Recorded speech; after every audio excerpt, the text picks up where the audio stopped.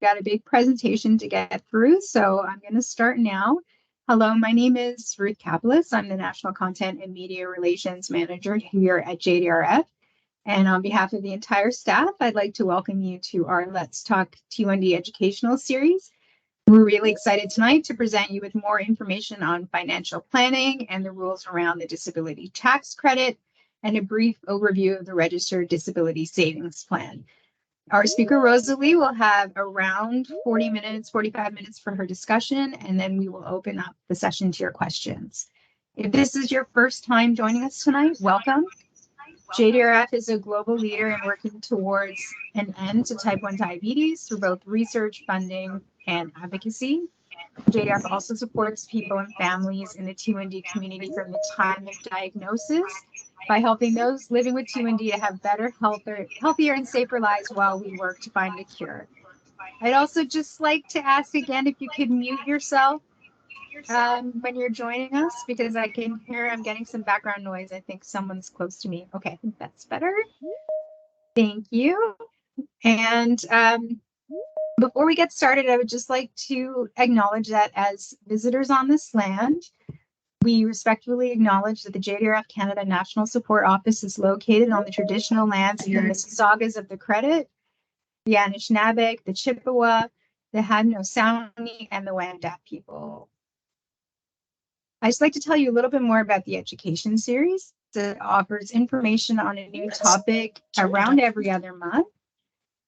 Please check our website for the details of our next session, which is on diabetes technology, featuring speakers from Dexcom, Insulet, Medtronic, and Tandem. And we also host a virtual connection series on the fourth Wednesday of each month. This is an unstructured opportunity to connect with others with no formal programming. The next one is a week today, Wednesday, October 25th at 12 p.m. Pacific time and 7 p.m. Eastern time. So just a couple of those before we get started. If you could mute yourself, because I can hear myself coming through somebody's computer. What's happening? Hang on. There we go. I see who it is. We need everybody to mute yourselves. Please press the mute button, the microphone button to mute yourself. And also, if you don't want to be on YouTube, you should turn off your cameras because we are recording. Yes, that was what I was about to get to. We are recording this and posting it to YouTube. So if you don't want to be on our YouTube channel, now's the time to also turn your camera off. And again, we have a raise hand button. You can raise that, or you can use the chat and post your question in the chat, and we'll try to get to as many of them as we can before get to the end of the presentation. But we are going to put Rosalie's contact information and email address in the chat as well. So if you have questions tomorrow, something that you forgot tonight, there's opportunities for feedback after this presentation. So I'd like to get started and introduce you to our speaker tonight, Rosalie Sarasua, Volunteer and Community Engagement Manager, Eastern Canada at JDRF. She is our resident expert on the disability tax credit, which she will provide a very fulsome informational presentation on, and then she'll briefly touch on the RDSP, which you can open at any financial planning institute in the country. So I would just like to turn it over to Rosalie, and thank you very much. Thank you, everyone.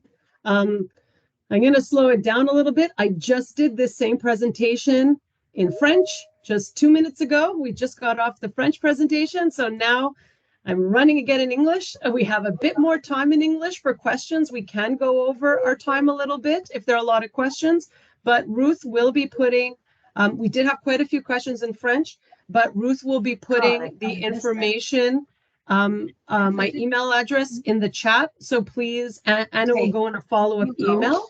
I need everybody to put themselves on mute, please. Whoever's not on mute, it is, yeah. So I'm going to get started. So tonight we're going to talk about a little bit about a few credits that are available to you as a person living with type 1 or the parent or spouse of someone living with type 1. Well, let's go. Everyone can see my screen. Just remember, if you don't want to appear on our YouTube channel, I would suggest you turn off your cameras. Although it will be mostly the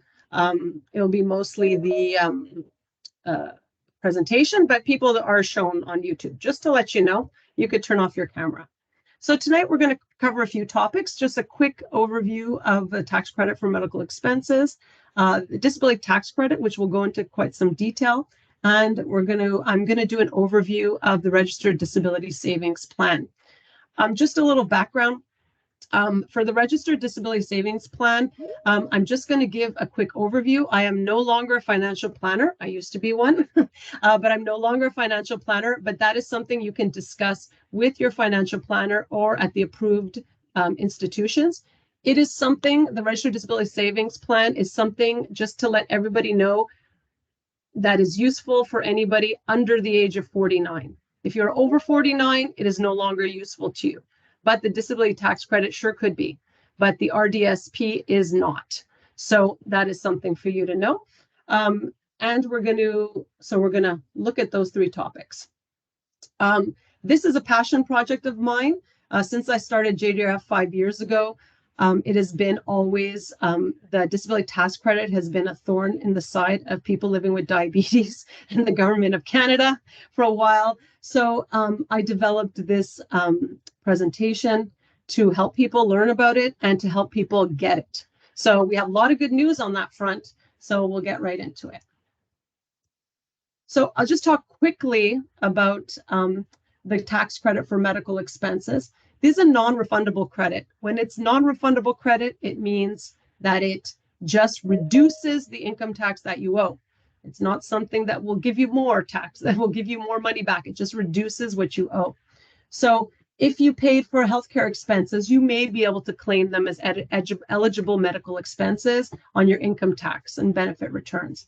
There's a wide range of products and services that can be included in medical expenses in Canada, such as insulin pumps, medications, needles, travel for appointments, if it's long distance, diabetes dogs, etc. All of these type of things can be eligible if your family income, if it's useful to you. So what is it? It's a non-refundable tax credit, which means 15%. Means that it reduces what you owe.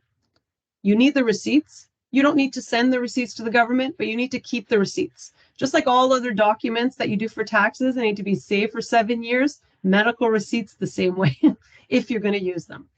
The admissible amount, the total medical expenses that are paid minus the lesser of $2,479 or 3% of the revenue of the person making the claim. And normally in a household, the person with the lower income in the family will take the credit. Lower income meaning spouses. You can't give it to your 2-year-old. So it's the lower income of your spouses. So the example, so Mr. makes $60,000, his spouse makes $100,000, and they have $10,000 in medical expenses. The rule is your total medical expenses you paid minus the lesser of 3% of the revenue of the person, or $2,479. So the outcome for this family is that if they didn't claim any medical expenses with these two incomes, in federal government, they would owe $18,000. If they include their medical expenses, they would owe $17,856. So their tax credit would be about $1,000. So that would be $1,000 that they wouldn't have to pay to the government. This is just an example.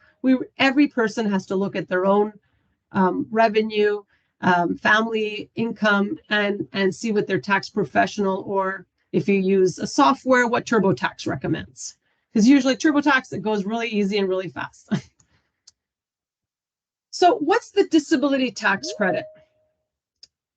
So the disability tax credit is also a non-refundable tax credit that helps persons with impairments or handicaps with disabilities or their supporting person reduce the amount of income tax they have to pay. So an individual may claim the disability tax credit may claim the disability amount once they're eligible. So once the government has said, yes, you have the disability tax credit, then you can claim the disability amount on your taxes. So this amount includes the supplement also for persons under 18 years of age at the end of the year, if that's the situation. The purpose of the disability tax credit was to give greater tax equity by allowing some relief for disability costs, since these are unavoidable additional expenses that other taxpayers don't have to face. To be eligibility for the disability tax credit could also open the door to other federal, provincial, or territorial programs, such as the Registered Disability Savings Plan, the Canada's Workers Benefit, the Child's Disability Amount. So depending on your financial situation and your revenue and your income, this can be something that can be help you a lot to reduce what you owe. So for many years, JDRF lobbied with the federal government to reduce the onerous burden on people living with type 1 diabetes to get the disability tax credit. It was very difficult for people to get it. You had to prove a lot of things, which actually is quite easy to prove, and I'll get to that. But what is great now is on about 18 months ago, in June 2022, Bill C-19 received royal assent in Parliament, which that means is that any individual who is diagnosed with type 1 diabetes, it automatically qualifies for the disability tax credit since 2021. So individuals no longer need to provide a list of all their activities, including documented average number of hours they spend per week, but now they're automatically considered to have met the criteria for life-sustaining therapy, thereby making them eligible for the disability tax credit. So what that is as of the tax year 2021, your doctor only has to sign to attest that you do have type 1, and you automatically get the disability tax credit. You still have to fill out the paperwork, you still have to send it to the doctor, but you don't have to prove hours. So I'm just going to show you a quick video, and then you'll see why I show this video. Okay, this is directly from the website of the CRA, of Canada Revenue Agency. This is their example about the disability tax credit. The person who has type 1 diabetes is having a follow-up appointment with the doctor. The person has been using an insulin pump for over a month. How are you finding the insulin pump? Using the insulin pump has freed up a lot of time and has allowed me to have a more normal routine. Since the pump administers the insulin on an ongoing basis, the time required for the pump to administer the insulin is not counted. However, the activities directly involved in determining and administering the dosage are considered part of the therapy and count toward the 14-hour per week requirement. This includes activities such as monitoring blood glucose levels, changing tubing, rotating insertion sites, calibrating necessary equipment, ketone testing, and maintaining a logbook of blood glucose levels. Therefore, this person may qualify for the disability tax credit. Okay, let me go back to my presentation. So why I wanted to show that is something that's new on the website for CRA, because in the past, a lot of times people who were requesting for their doctor to sign the attestation, to sign the form for the disability tax credit, were refusing to sign, saying that diabetes isn't a handicap, or you don't spend that time, or all this kind of stuff. Whereas I want people to know the actual example on the CRA website is diabetes. So as being something that's eligible. So we'll talk about the differences, but people, you are now, as of 2021, you are now eligible automatically to receive the disability tax credit, okay, as of tax year 2021. Somebody asked, do you have to, doctor have to do this every year? No. The doctor signs, you send it, you send it to the CRA approves or denies your request. They'll approve now. And then they will tell you when they give you the letter back saying until what year you are approved. They will give you a letter that says, you are approved indefinitely, which means you're approved for the rest of your life. they'll say you're approved till the year 2040. They'll, you know, whatever. It's on the letter. So it's not an every year thing. It is hopefully a once in a lifetime thing, or once every 10 to 20 year thing, or until we find the cure for type 1. If your GP refuses to sign, I think that is really crappy, and please tell them to call me, because I don't know why they would refuse. All they're doing is attesting to the fact that you have type 1. How can they refuse? It's like if you're asking them to write you a letter because you have COVID. So they should sign the form T2201. They have, like, it's a form that says, does he have type 1 diabetes? Yes, no, click, check, you know, that's it. So, so we'll talk a little bit about that. So patients with T1D still need to get the medical practitioner to sign off on the form T2101. It still needs to be signed, okay? With this change, though, with the change from 2021, the medical practitioners no longer have to list the activities, list like what you're doing. Before, you had to list 14 hours of activities. You had to prove a lot of things. That is no longer has to be done anymore. So this is applicable for the year 2021 and now and further, but it's not retroactive to prior years. So that's when we're going to get into talking about listing your activities. We'll get into that. Individuals can apply for the disability tax credit any time of the year. I always suggest to people apply for it at times of the year that are not tax time, because it'll take longer for Revenue Canada to go through it. It's easier to do it before tax time or any other time of the year. You just do it whenever you can get, whenever you get your appointment with your doctor. That's when you do it. You bring the forms, or I'll tell you what to do. So there are two ways to apply for the disability tax credit. One is the paper form. So it's form T2201, which is the disability tax credit certificate. That's the form. So the person with the impairment, so the person who lives with type 1 diabetes, or their legal representative or their guardian, fills out Part A. Part A is just name, social insurance number, et cetera, et cetera. They sign the form of Part A. And then after filling Part A, you print the form, or it's 14 pages, by the way, or 17 pages, actually. Print the form and give it to the medical practitioner to complete. However, what is very important, the medical practitioner completes Part B, but only the part that is about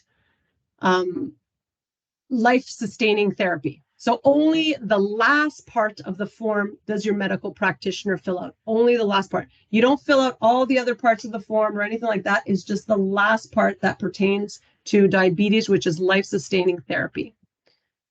So the medical practitioner completes Part B. They answer a few questions, which is, does the person have type 1? Yes. Okay. Sign their name and all that. After completing Part B, they sign, and then you take the form back. And I would suggest making a copy of it for your records, and then you submit it to CRA. You can either submit it by mail, or even better is to submit it within your file at the Revenue Canada website. So there you can submit documents right on the Revenue Canada website if you go into your own file. So you go into My Account. So the other part is you can also apply digitally. So this is new to this year. And the applicants now complete Part A of the application using a new digital form if you want, and if you think your doctor will go for it.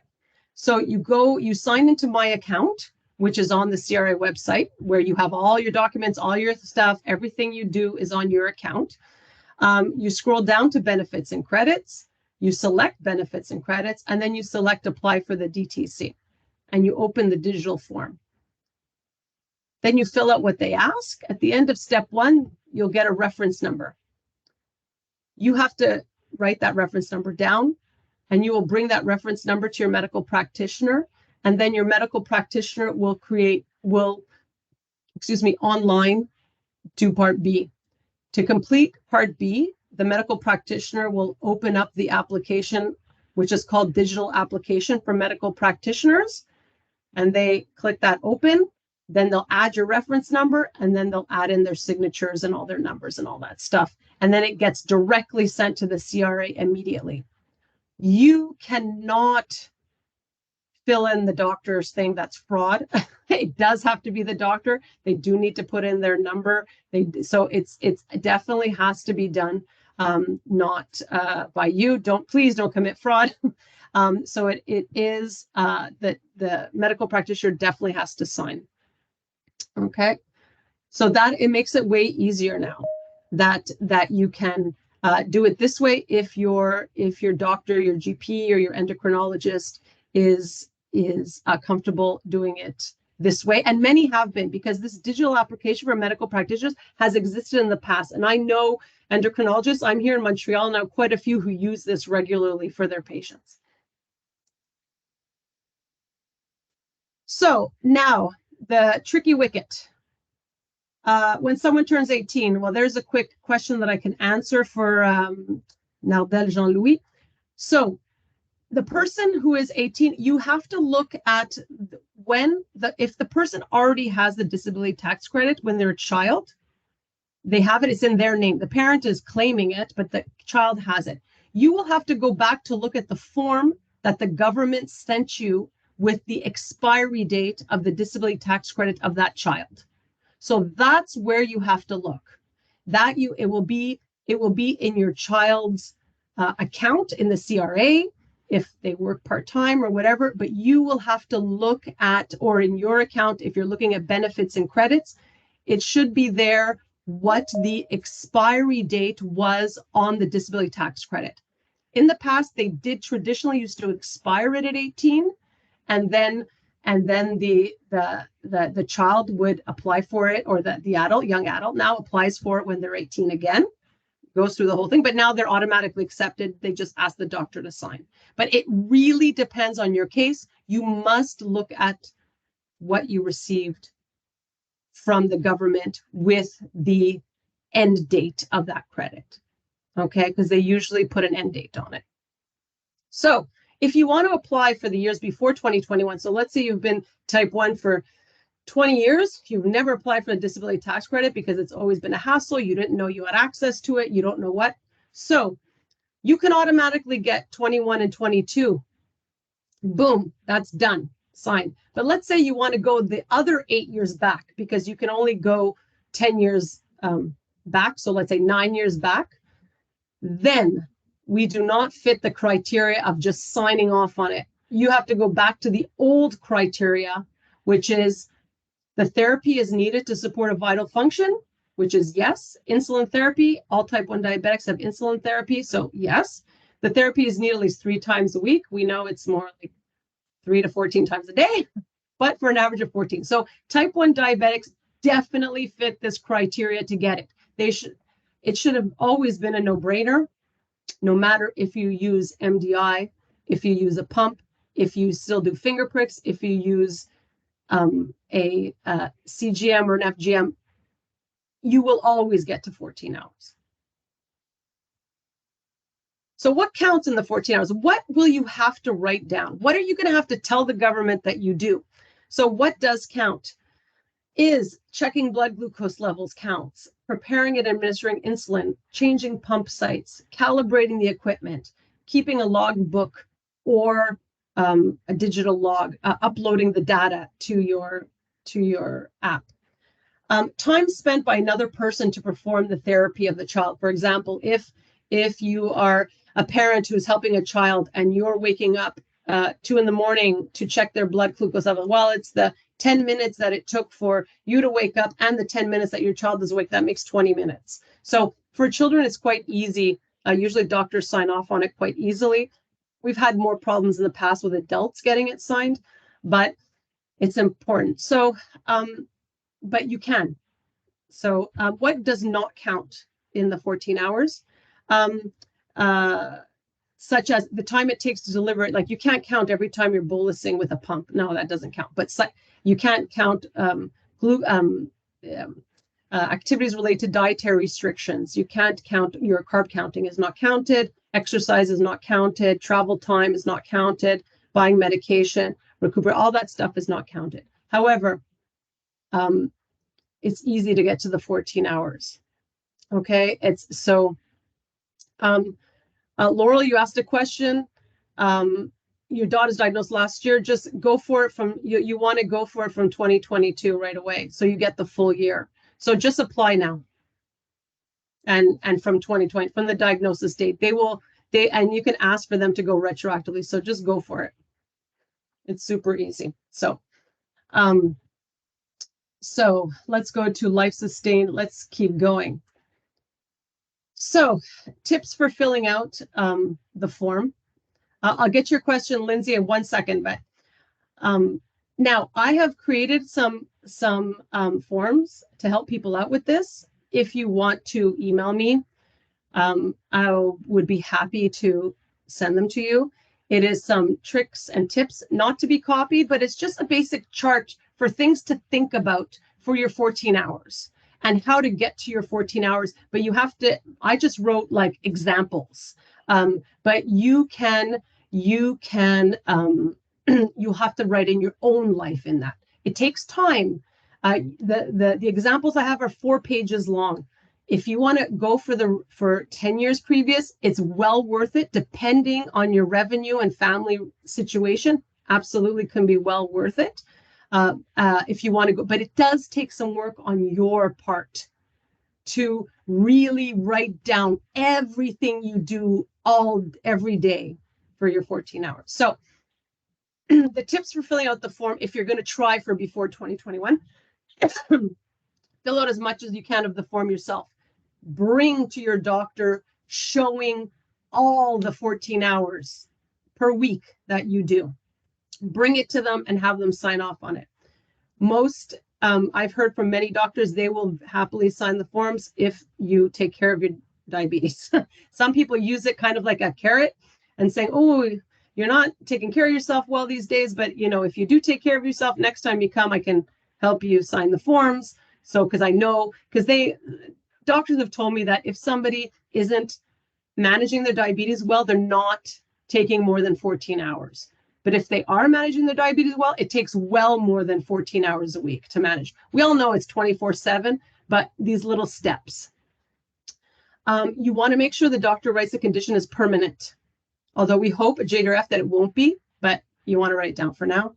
The CRA bases their decision on what's written on the form and on the subsequent additional pages, nothing else. So what's on the form is what they assess. More information you give them, 5 extra pages, better if you're going for the years before. If you're rejected in the years before 2021, try again. Really, try again.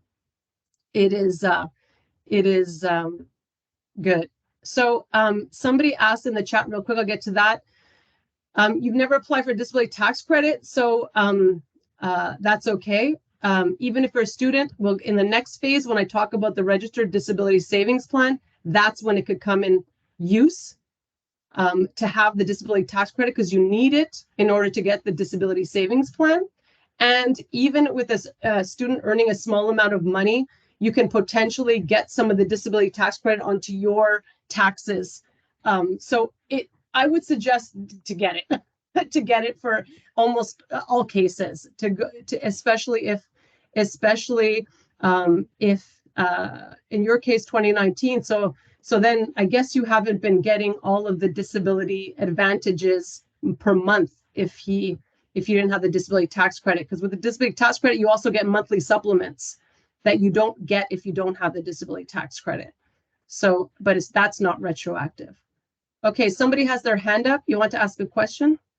Hi, Rosalie. My name is Lindsay, and I was diagnosed on April 21st, 2020, and I'm currently on ODSP, and I've been on ODSP since around 2004, and I have a friend saying that it's useless for me to even apply for disability tax credit, that I won't get anything back and that it won't help me, even though I owe like I owe the government for Cámara. for Desde la próxima semana sí OSAP tengo when I que. took OSAP out and did college. Would it help reduce some of that I owe? So Would it benefit? two things. I really don't know all your situations, so I really can't answer. I can just answer very broadly that it only reduces the amount of tax you owe. So if you don't owe any taxes, it's not going to help that. However, what it can really help, you can only get the disability savings plan, which really will help you. And I'll talk in the next section, if you have the disability tax credit. You cannot open a disability savings plan. And in that disability savings plan, even if you never contribute anything, you get $20,000. You cannot get that without getting the disability tax credit. So it must be, you must have the disability tax credit in order to get the registered disability savings plan. And it could also open the door to other provincial and territorial plans. So it might not give money in your pocket right away, but it can help you to reduce other things. And should I list my other disabilities as well? Would that be helpful? It doesn't need to. No, diabetes automatically qualified. It muddies the water. Okay. Lindsay, you had a question? That was just me that was asking. Oh, that. okay, fine. Okay, it was okay. Thank You can turn you. down your hand. Thank you, Rosalie. No problem. Disability tax credit monthly supplements, that is only for the child disability benefit. That's all I mean. It doesn't give you monthly supplements. It doesn't give you monthly supplement disability tax credit, but the disability the child has to have disability tax credit in order to get the disability supplement from the government. That's what I mean. Potentially, Edith, your child will always have the disability tax credit is in the name of the child, but depending on how you do your taxes, if they live with you, if you still claim them, but usually 19-year-olds, you can't really claim them unless you are a single parent and they are your like spouse kind of thing, then you can, but it really depends on your situation. Yeah, so that's what it is. Okay, how much can you actually get? So the non-refundable tax credit, the maximum for 2022 is $1,330. So that means whatever tax you can, depending on your tax bracket, depending on your revenue, the maximum you will get back, meaning the maximum we will reduce your taxes by is $1,330. There's also a non-refundable supplement for all persons under 18 with an impairment. So if you have a child with that has diabetes and they have the disability tax credit, you can also add on extra money. So you will receive back, again, depending on your revenue and your family revenue, $2,106 that it will reduce your taxes by. So it can be something that can be very helpful to you. It's easiest to upload the completed form onto my CRA account. That's the easiest way to do it. You scan it and you upload it, or you use the digital form. Anything you can do to avoid the mail, go for it. Just to let you know, I have been giving this talk now for 5 years. I've done it probably 10 to 12 times. Last year, I spoke with a woman who wasn't sure if she wanted to go back her 10 years because going through filling out all the forms and adding all her 14 hours. And so we had a chat on the phone. I sent her my tips and tricks. And so she decided, oh yeah, I'm going to try to go back 10 years. I'll get my doctor to sign all this stuff. So she called me this summer and she said, I have to tell you what happened. I said, what happened? She goes, I wasn't sure I wanted to go back 10 years. I just wanted to do the last year just to get it one and done. But I decided my income was good. I worked full time. Let's see what happens. So she called me to tell me she received back $16,200, boom, in one shot. So for her, it was well worth spending 4 hours of time thinking about her 14 hours to get back the $16,000 that she got back. One of my other volunteers, he got back $15,000 at the beginning of this year. So it really can help. you know, if you go back, if it's worth it for you, if you've had, you know, but I can't tell you if it is. You can just you can just try, you know, to see if it's worth it, depending on your. Okay, let's keep going. Where do I find it? If everything, everything you can find out for the monthly supplements, everything is on the CRA website. If you just look at disability tax credit, it's all there. But in order to get the monthly supplement, the child must have the disability tax credit, just to say, from the federal government. It has to, they go together. So let's just look a little bit about kids with T1D. If a child can't do the activities related to their therapy because of their age, the time spent by the child's primary caregivers to do and supervise these activities can be counted. Like I said before, you have to wake up your child and give them juice. It takes you 15 minutes of your night, 15 minutes for your child, 15 minutes for yourself to check them and everything. Boom, that's 30 minutes. So all of that can be counted. So for kids, the 14 hours is quite easy, and the government readily accepts the disability tax credit for kids. Now, of course, they do. If your child was diagnosed in 2021 or later, automatic. If it's before, they still are, because they include also what both of you do for it. So having to wake up the child at night to check their glucose level, checking the child to decide if more blood glucose testing is needed, other supervisory activities, insulin, you know, all the kind of thing. If they're on MDI, what their, you know, pump changes, pump site changes, it's both of you, double the time. So it's quite, for kids, it's usually a no-brainer, and doctors sign it quite readily.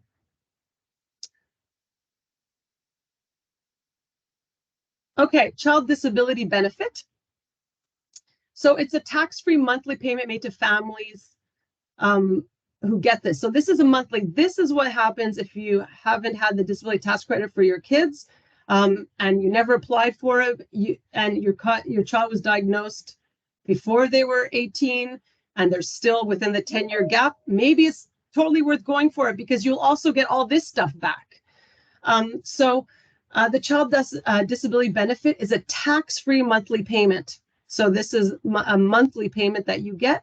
To have it, the child has to have, you must be eligible for the Canada Child Benefit. So that just depends on your income, but now it's quite high, the income, and your child has to have the disability tax credit. And then right now, the benefit is $264 a month. So that's what people are getting. And it is reduced after the family income of $75,000, but it just goes in increments, like all benefits, right? Depending on your family income. Okay, so that's why it can be worth it to go back.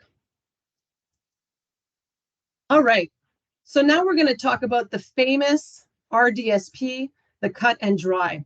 So I'm going to show another quick video that's on their website.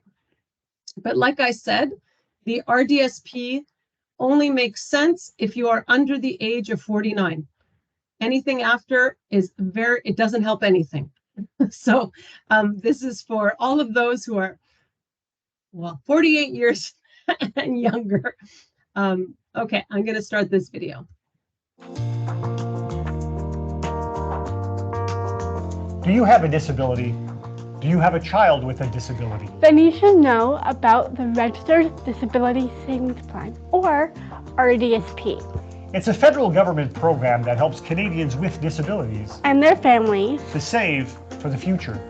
You can contribute as much as you want to a registered disability savings plan each year, up to a lifetime limit of $200,000. The earnings from the plan build tax-free until taken out of the plan. You can open an RDSP at participating financial institutions, such as a bank or credit union. And you can open an RDSP at any time until December 31st of the year that the beneficiary turns 59. The beneficiary is the person who'll be receiving money from the plan. Anyone can put money into an RDSP if they have permission from the person who manages the plan. Adults usually manage their own plan. A parent can manage their child's RDSP. Having an RDSP does not affect your federal benefits, but you should contact your provincial or territorial government to make sure other benefits are not affected. To learn more about the Registered Disability Savings Plan, watch the full series of RDSP online videos. Okay, I'm not going to get to the full videos and all that stuff, but if you want more information, I'm happy to send out. This RDSP information is easily found on the Government of Canada website, and you just go on their website and you just put in Registered Disability Savings Plan, and they give an extremely fulsome overview of this. So I know on the video they said you can open it till you're 59, but really it's only worth it till you're 49 because that's when the government kicks in a bunch of money. So I'll tell you why it's worth it. The RDSP is a trust arrangement. Just like an RRSP, it's registered. An eligible person can open it for a beneficiary. So a parent can open it for a child, a grandparent can open it for somebody, or yourself as an adult can open it for yourself.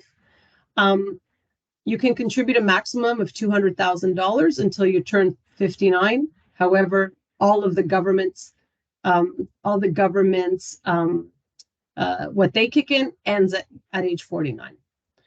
So you can apply for the savings grants and bonds, this is why it makes so much sense to have the Registered Disability Savings Plan. It's for the grants and bonds. It's the most generous savings plan that exists for people with who live with type 1 diabetes or any other disability. It is incredibly generous from the government. All contributions, rollovers, grants, bonds, investments grow tax-free while they're in the RDSP, but they're entered into the income when it's withdrawn. A person can be beneficiary of an RDSP if they're a resident of Canada, if they have valid social insurance number, and if they're eligible for the disability tax credit. Okay, so a parent can open this for a child. You can open it for yourself if you're 18 and over. And we'll get to why. However, I really want to stress, and I cannot stress this enough, that this is for retirement only. You do not want to take any money out of this plan before age 60 because the government claws back a lot, okay? It really is just for retirement. So don't think you're gonna save some money and buy a house, or it doesn't work like an RRSP that you can do that. No, it doesn't make sense to contribute to an RDSP after you turn 49, Jennifer. After 49, it really doesn't, because I'll talk about the generosity of the grants and bonds. After 49, the government doesn't give you anything. So if you have a good investment with something else, just keep it going. You can invest in this because it still grows tax-free. And if you have a good investment, just go. But the government isn't going to kick in their generous stuff after age 49. So why? Why should you do this? Well, why is because of all the money the government kicks in. So when you open an RDSP, you apply for the savings grant and potentially the bond. The savings disability grant is a matching grant that is paid until December 31st of the year you turn 49. So that means if you contribute to your plan, the government will also put money into your plan. So the maximum yearly grant that they'll put is $3,500, and then a limit of $70,000 in your lifetime. So the government will add that in. The savings bond is the government contributes to the RDSP of low and modest income Canadians. You don't need to make any contributions to the plan to receive this bond. So this is very interesting, and I'll tell why. The maximum yearly bond is $1,000 until you reach the limit of 20. So this one, if you're over 49, you might receive the bond. I have to look, but I don't think this is really the plan for you. So what is interesting about this is that the bond is with family income. So the full family, so the family, two spouses or one parent or whatever. However, if you open this up for your child, for example, as soon as the child turns 19, it's their income that becomes the one that determines their grants and their bonds. So 19-year-olds, maybe are going to school or have a part-time job or something like that. They probably aren't making a great salary. If they are, awesome, but they probably aren't. So even if they contribute nothing to this, the government is going to stick $1,000 in there every year. And if you do contribute, because anybody can contribute, grandparents can contribute, mom and dad can contribute their own self. It can be birthday presents every year, contribute. The government kicks in some money. But like I said, it all goes on family income or the person if they're 19 years of age and older. Okay, so that's what's, it's 19, not 18, it's 19 for sure. I know this. Will this be instead of RSP? It really depends on your situation. It really depends if it's instead of RSP or not. That's something to discuss with your financial planner. But this thing is way more generous. So, but you can't take it out. Like that's the other thing. Like it's hard to take out. So, yeah. So, if you may receive more in a year if you are approved, if you get a backdated disability tax credit and you ask for the bonds before. So they can stick in some extra money in there. So that's interesting. How much you get, how much the government kicks in, depends on your family income and contributions. And you can contribute any amount of money into this plan, but to a lifetime maximum of $200,000. And if you're eligible to receive the bond, you will automatically receive it into your plan every year because the government looks at your revenue and stuff and they'll do it. So, so the grant, so JL, and I'm coming to your question, the next slide. Do you have to apply for the bonds? Yeah, but it's something that just is like a check. Because then afterwards you do it, the government's just going to automatically check if they put it in after the first time. So the bonds. So the amount of grants and bonds you can receive is based on family income, 19 years and over. So single person 19, even if they still live with the parents, even if they'll live with the parents till they're 25 or 26 or 27, it's still only their income. So it can be very interesting. They use family income reported in your tax returns from the 2 years before. So the amount of grant and bond you're eligible for in 2023 are based on the family income reported in 2021.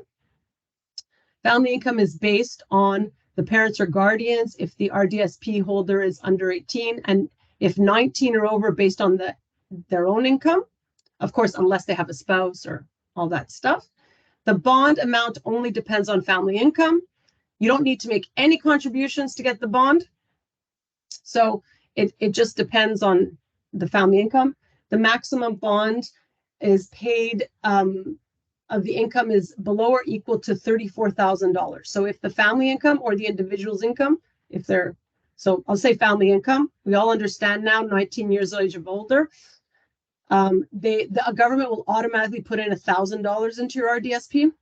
If it's between the income is between $34,000 and $53,000, it's a portion of the $1,000, and no bond is given if the family income is over $53,000. Okay, but of course, like every investment, it's an investment. So you have to discuss how you want to invest your money. You don't stick this in a bank account because you get no interest. Because also you want this $1,000, even if it's free money, to grow. You want to make good, sound financial decisions for your investments.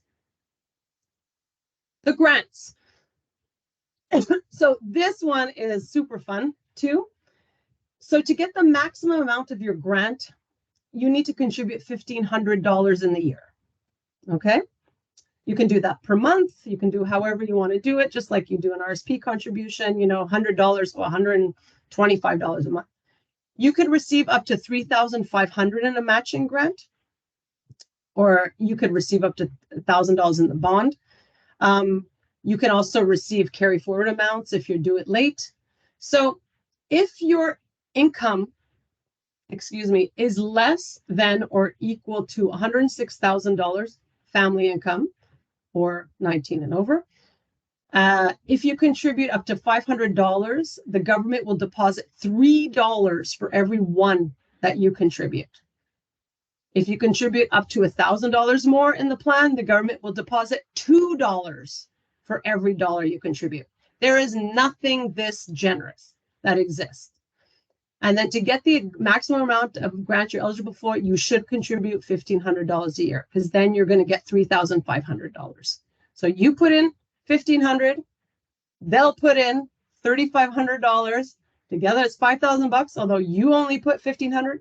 And then hopefully, please tell me you will make a good investment that goes with your investment profile. This is for a child. You can be nice and aggressive, and then make a good investment. Choose whatever investment that works for you, and then it can continue to grow, because that is also important. Not just free money. You want this to beat inflation. You want this to be a decent savings for yourself or for your loved one.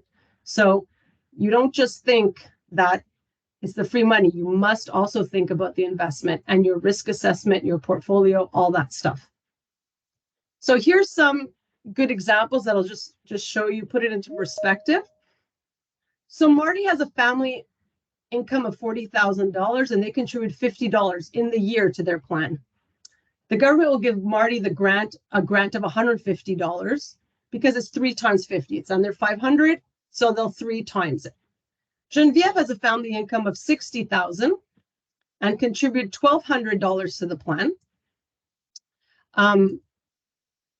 The government will give Geneviève a grant of $2,900. Why? Because they will get $1,500 for the first $500 of contribution, because it's 3 times $500, as we talked about. For your first $500, they'll triple it, and $1,400 for the remaining $700, because for the next $1,500, for the next $1,000, they're going to double it. So that's why she's going to invest $1,200, and the government will put in $2,900. Miguel has an income of $80,000 and contribute $2,000 to the plan.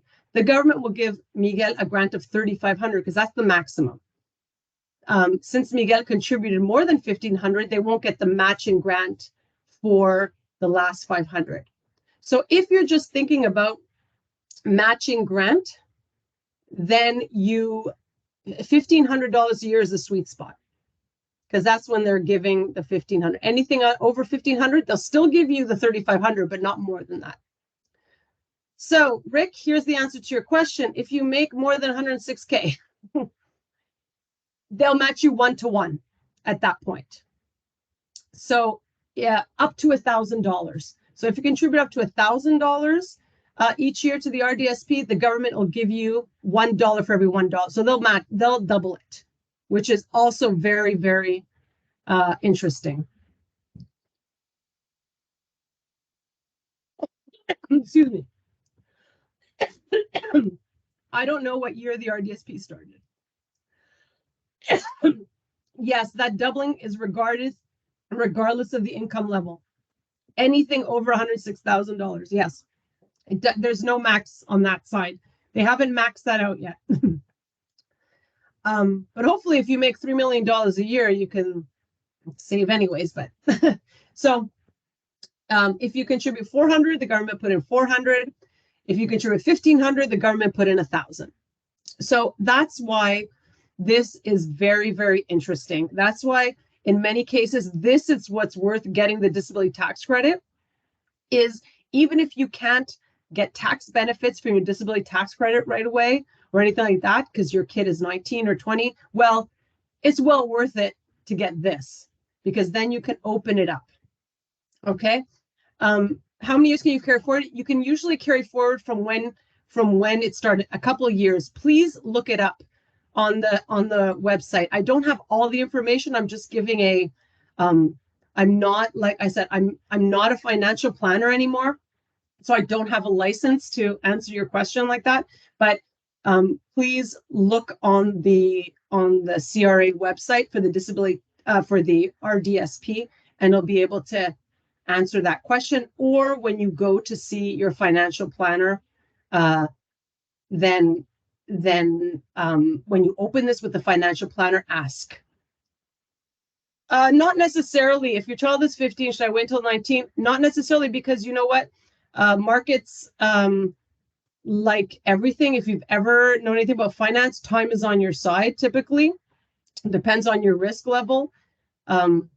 You know, you might 4 years could make a difference in how much the money grows. It really is.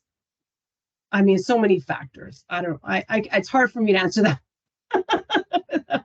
Sorry, Rosalie, I think we missed one question. Just, is this taxable or employment income, the RDSP? No, it grows Okay. tax-free, just like an RSP. It's only taxable once it comes out. So it's taxable income, meaning your family income. It's whatever you put on your what the family income is based on, whatever you put on your taxes, whatever the revenue that CRA says is your revenue. You know, so yeah. So RDSP, there's a list of eligible institutions that are on the CRA website for RDSPs. Most banks will do it. A lot of financial, I think the list is about 20 long. You should not remove the money before age 60. Really, the government claws back a lot of money for this.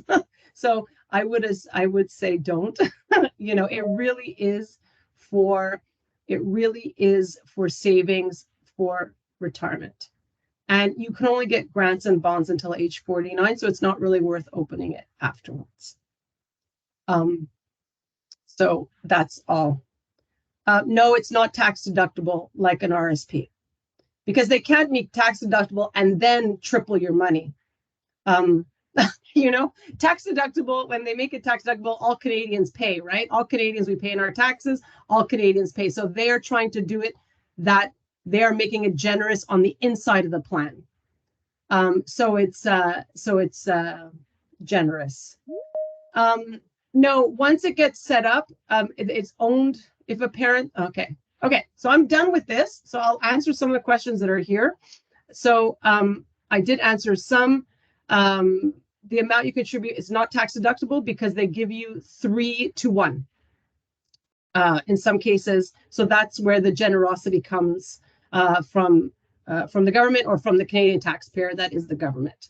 Does the grant matching continue when they're 19? So as a parent, we have option to put in exactly. That's exactly right. So the grant matching continues when they're 19. It goes on to their income.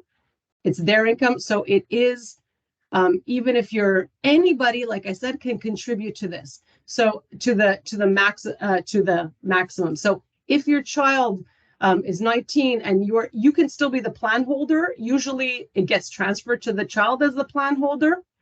But anybody can contribute to it. So meaning it's worth it for asking grandma and grandpa as the parents to keep contributing to it so that they get the grant if they can't contribute on their own. So if you are capable of helping them out in that way, or other people want to help them out in that way, or they want to start saving that way, $50 from every paycheck or something, it's well worth it. So the child absolutely will benefit. It doesn't matter where the kid banks. It's like anything. You don't have to, I don't know if it's bad to change banks. Usually it's owned by something. You can change it and register, but you can only have one open at a time. So that it will go with the person. Only one is open and people can contribute to that one.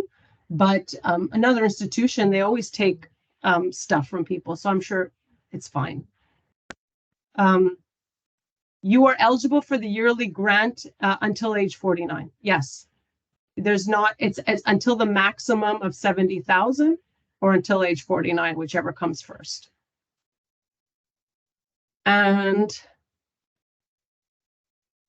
yeah, so family income for the previous 2 years. So your daughter's 21, they're going to look at her income at 19. So it'll be her income. No, not family income if it's for an adult. It's every year until age 49. Yes. Yeah. As long as, so the bond, you don't have to put anything in to get the $1,000 if you have a very low income. The grant, you have to contribute, excuse me, to get the match. You have to contribute to it. And there's one last question here with the hands up. Anybody else have any questions? No? Okay, well, I just, have a question okay. for you, Rosalie. What were some of the, so as a person on ODSP, you said that it would be beneficial for me to still submit my my disability tax credit application. And what kinds of things can I get as a person on ODSP? I really don't know. ODSP is a provincial plan. I'm speaking to Canadians from across the country. So I can't, that one I don't know. Sorry. How would I find that out? Yeah. You'd have to look on Ask the Government of Ontario, because it's not the disability tax credit is not a provincial plan. So you would have to see if you apply for federal benefits. Okay. Yeah. Okay. Thank you, Rosalie. Mm-hmm. So I see there's 2 more questions in the chat, Nevada Yeah. and The withdrawal, why age 60? It's because, I'll tell you why. It's because at age 60, you can take out any money you want. Before age 60, they are going to claw back anything within until the last contribution date 10 years previously. So they will take back all their bonds. They will take back all of their everything that they contribute. They're going to grab it. If you take it before age 60, they will take it all back. The last 10 years worth, not the years previously, but they will take back the last 10 years worth of their contributions. Not your contributions, that's yours, but their contributions. So, and the interest that it made.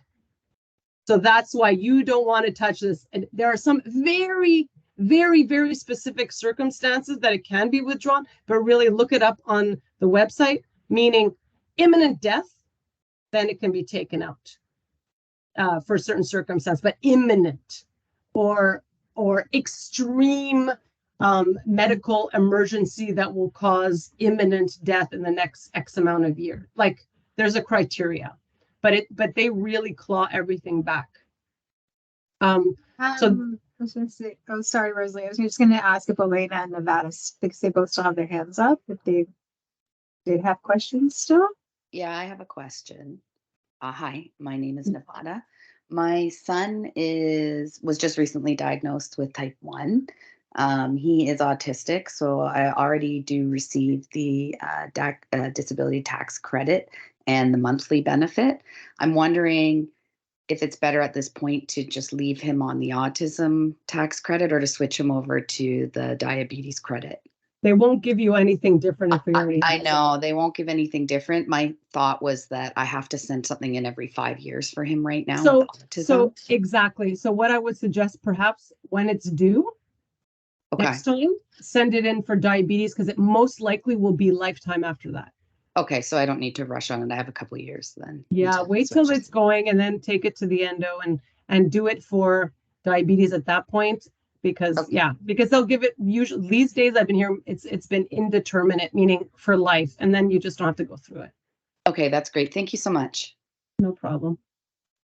Now, Elena, are you still wanting to ask a question? Yeah. So just really quickly. So my daughter is 15, with type 1 diabetes, and I am kind of at the maximum levels of income.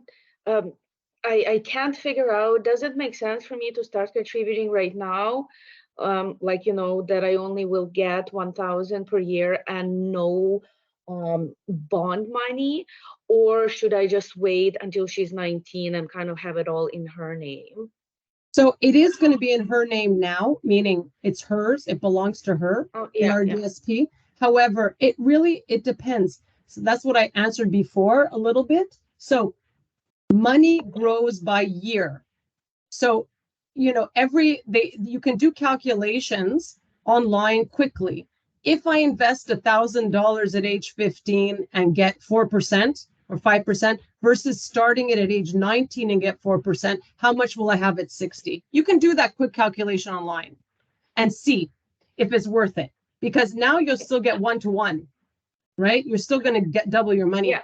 My question was more along the line of, is she or am I going to be missing out on that tripling of money? or will it all even out over the lifetime with the maximums, like lifetime maximums?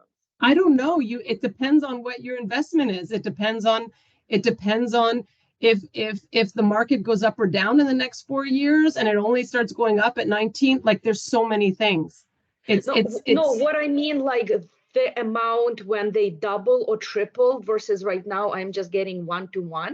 It's still the same answer. It's still the same answer. It is still invested money, meaning you are still making interest or capital gains on that money. So that is why when you invest money, time is on your side. Market goes up, market goes down, market goes up, market goes down, inflation, all of that things. So that's why it would be advantageous to talk to a financial planner to see. Nobody has a crystal ball to know if the markets are going to go tank in the next 4 years, if they're going to go good in the next 4 years. So it could be that 4 years from now till she's 19 makes a huge difference, meaning investing it now makes a huge difference in the money when she's 60, just because the markets are so good and it's doubling. Whereas waiting 4 years, even if it's the triple money, it really, I'm sorry, but the answer is it depends, because of you're also investing money. So it's the investment. So it's better you can do a quick calculation on any internet calculator, just do an interest calculation. And just to give yourself a little bit of an idea, you can do that, and do that. But I really wouldn't want to, there's no real answer. I'm assuming, let's say that starting at 19, she will be contributing, let's say, for 25 years. Mm-hmm. She will still, regardless of whether I start her at 15 or not, she will still potentially hit all the maximums, right? The max is 70,000. Whether you start at 15 or 19, the max is 70,000. Okay. So that's over the lifetime. Yes. So even if they're giving us, let's say, 1,000 for the first 4 years, they will still give maximum 3,500 then to her, and maximum 7. Okay. Yes. Okay. Yes. Yeah. Yep. Thank you. Okay. Sorry, Rosalie, I had a bit of a coughing fit. I apologize. I don't know if everyone heard that or not. I hope not. Are you okay to answer a few more questions in the chat, and then we'll try to wrap it up, because we're getting to be quite a bit over now? Yeah, exactly. Other people are answering her start now and all this stuff. Do you need to have permanent residence to be eligible? You do need to have a social insurance number. I would assume you need permanent residence. I would assume yes. And Sue was asking if a family physician is okay to do the attestation if their daughter doesn't have an endo anymore. Of course, any physician. Yeah. So the withdrawal criteria, the purpose is this is used for retirement. That's it. That's all. Nothing else. RDSP is retirement. That's all. Why they make it so difficult for withdrawal. And it mostly was to help kids, to help people with disabilities once they're older, to be able to be okay. Like, it's for that. Yeah. I really don't know, Claudia. You're going to have to look into it. I don't know the answer for you. So yeah, they should call it retirement disability savings. You're right, Sue. Absolutely. So, so between ages of 15 and 19, you will not necessarily get the 4K grant because that depends on the family income. If your family income is over $53,000, meaning the parents, there's the grant, yes, but there's no bond. So you still would get the extra 1-on-1, but not 3-to-1. That was her question. Yeah.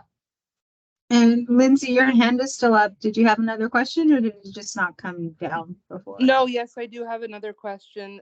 Rosalie, my partner wanted to know, she's got cerebral palsy and she's got a RDSP.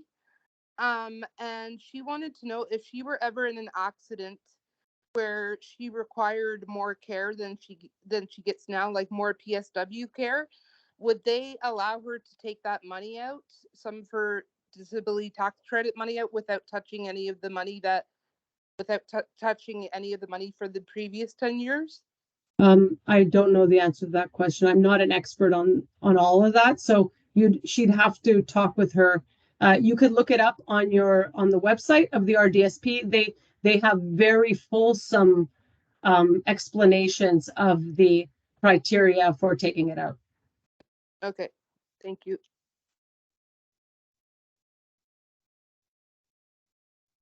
So yeah, the recording will be on our YouTube page tomorrow. Okay, thank you so much.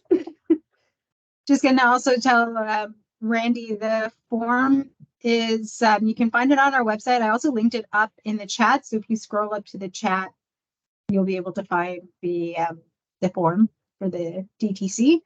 And anybody can email me.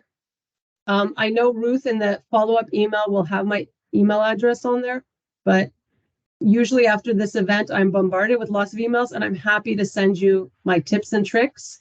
I'm happy to send you links to the forms. I have like a rote email that I write back to everyone, so it's all good. I'm happy to help out. I love hearing stories of people who got back $16,000, $15,000, $10,000, because that's money in your pocket that will help you immediately. So it's super exciting. Thank you so much, Rosalie. And to the people who are still left on the call, we will be back here again in a month talking about diabetes devices with Dexcom, Tandem, Insulet, and Medtronic. So I hope some of you can join us for that as well. And thank you again, Rosalie, so much. Doing this in French and then English, I don't envy that. I don't know how you do it. So thank you so much. Thank you, everybody, for joining. I hope we'll see you next month. Take care. Thank you, everyone. Good luck. Thank you.